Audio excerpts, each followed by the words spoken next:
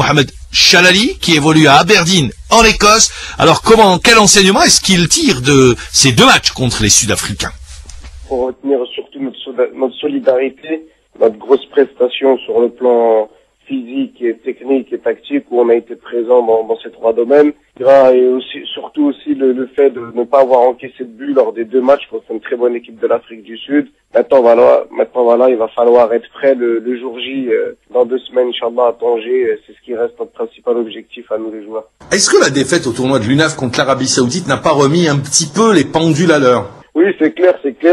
Peut-être que inconsciemment, on s'est installé dans une routine de victoire où fallait pas plus pousser que ça. Maintenant, voilà, une défaite, il y a toujours des enseignements à tirer. Là, on a tiré de bons enseignements qu'il fallait pas se reposer sur nos acquis. Ça a un peu reboosté le groupe et c'est de bon augure pour la suite. L'Afrique du Sud, un bon sparring partner? Oui, bien sûr, surtout que c'est une équipe qui ressemble beaucoup à ce qu'on va jouer au Maroc.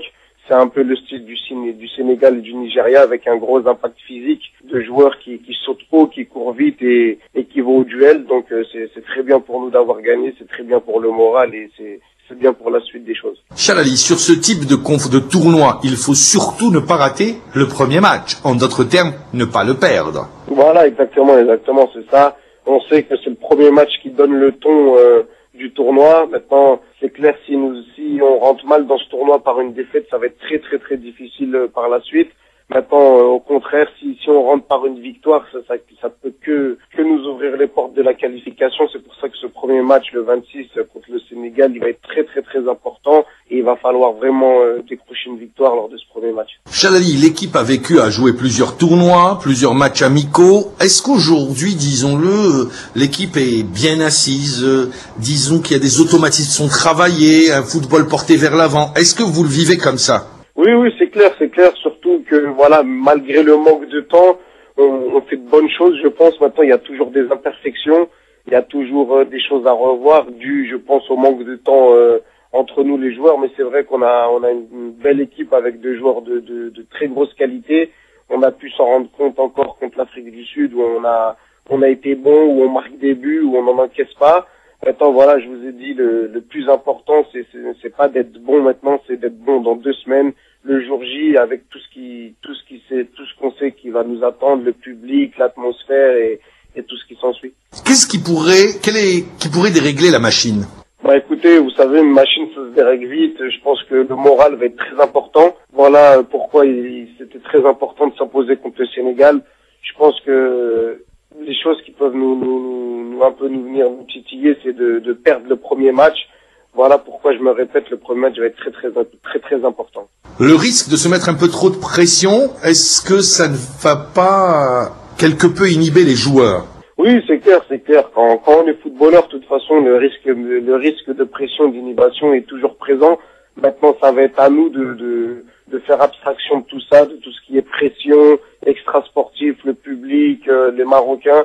Il va falloir oublier tout ça et vraiment se concentrer juste sur ce qu'on a à faire sur le terrain, en oubliant la pression et tout ce qui s'ensuit. Ça va être un gros défi à relever. La présence de Vahid Halilovic au Maroc, à Tanger, à partir du 2e match, c'est un message en direction des joueurs pour dire, voilà, je viens vous voir et la porte de l'équipe nationale peut être ouverte à certains d'entre vous. C'est encourageant, ça inhibe, je reviens une nouvelle fois. Comment vous le vivez? Oui, c'est clair. C'est encourageant, c'est toujours encourageant pour un joueur de voir le sélectionneur de l'équipe A de son pays venir s'intéresser à nous. Maintenant, voilà, comme je vous ai dit, c'est très bien qu'il soit là, comme c'est très bien ce qu'on aura à faire, mais comme je vous ai dit, il va falloir oublier que M. Halilovic est là, il va falloir oublier tout ce qu'il y a autour du terrain pour vraiment se concentrer et donner le meilleur de nous-mêmes sur le terrain et ne pas penser à autre chose que vraiment gagner et se qualifier. Alors, vos adversaires, le Maroc, le Nigeria, le Sénégal que vous avez déjà joué, le Maroc fait figure de favori. Vous vous dites, pour nous, il y a une place à prendre après le Maroc, ou vous dites non, on est en outsider, on peut prendre une place sans attendre un autre pays? Voilà, exactement, c'est ça, je pense que vous avez tout dit. Nous, on est là, on est outsider, comme vous l'avez dit, on n'est pas favori à aucun moment, donc c'est une place qui nous va très bien. Voilà, c'est vrai que le Maroc, quand on voit leur liste, ils ont 14 joueurs évoluant en étranger, de beaux noms, de très bons joueurs, mais voilà, moi, sans dénigrer le potentiel de mes coéquipiers locaux, c'est vraiment des joueurs extraordinaires. Je suis vraiment surpris par le niveau qu'ils ont atteint depuis que je suis avec eux. Oui, voilà, je pense qu'il y aura une ou deux places à prendre. Maintenant, nous, ça nous suffit.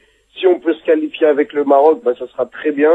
Si on peut se qualifier et qu'il n'y ait pas le Maroc, ça sera tant mieux aussi pour nous. Maintenant, voilà, il va pas falloir se focaliser que sur le Maroc, parce qu'on sait aussi que le Sénégal et le Nigeria, c'est très costaud. Mais je pense dans ce genre de compétition, il faut gagner tous nos matchs et pas calculer contre qui on va jouer si on veut prétendre à quelque chose. L'équipe nationale quitte Alger le lundi 21. Vous serez à Alger à quelle date? Inch'Allah, normalement, j'atterrirai lundi midi à Alger pour rejoindre mes coéquipiers et qu'on parte tous ensemble. C'est pas une date FIFA? Vos dirigeants d'Aberdeen vous ont laissé libérer assez facilement ou ça a été dur à convaincre? Non, c'est clair que ça n'a pas été facile, vu surtout que je sors de 2 bons matchs avec les Olympiques où j'ai marqué 2 buts. Donc ils étaient un peu contents, mais c'est clair aussi qu'ils auront bien voulu me garder car on a des importantes échéances. On le dit, il était déjà prévu depuis un bon moment maintenant. C'est de grands professionnels. Ils savent très bien que leur intérêt à eux aussi, c'est de me laisser partir pour pouvoir aussi représenter leur club qui est Aberdeen à l'échelon international. Donc, en tout cas, je les remercie à ce niveau-là de m'avoir laissé participer à ce championnat d'Afrique U23. Eh bien voilà, il sera là ce lundi pour rejoindre les Verts, l'équipe olympique, et après destination Tanger, le Maroc, pour prendre part aux éliminatoires dans ce groupe relevé, il faut le dire, avec le pays organisateur, le Sénégal et le Nigeria.